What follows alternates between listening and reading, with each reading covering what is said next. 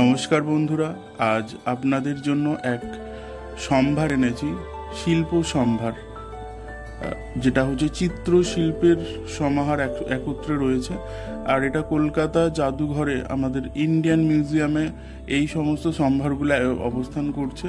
তো রয়েছে, আপনারা যারা গেছেন তারা অবশ্যই দেখেছেন, এর এগুলো আলাদাভাবে সংরক্ষণ করে রাখা হয়েছে।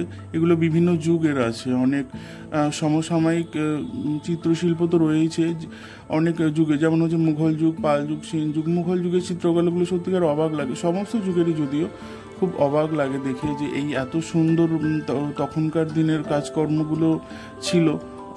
যদিও এখনও সেই সমস্ত কাজ চলছে।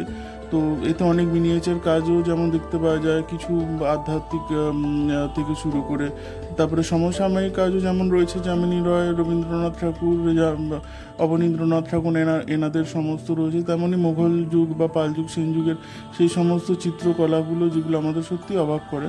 তো এই চিত্রগুলো যারা শিল্পপ্রেমী, যারা তাদের জন্য এই ভিডিওটা সত্যিকারের খুব উপকৃত হবে। আর যারা এখনও অবধি ইন্ডিয়ান মিউজিয়ামে যেতে পারেনি, তো তাদের জন্য এই ভিডিওটা অনেক বেশি লাভবান।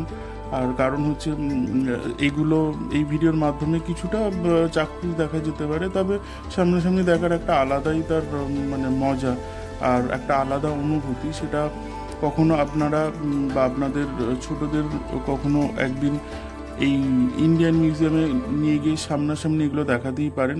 আর অদ্ভুত সব চিত্রশিল্প যেগুলো সত্যি অবাক লাগে, যেটা একদম ভাণ্ডার একটা বলা হয়।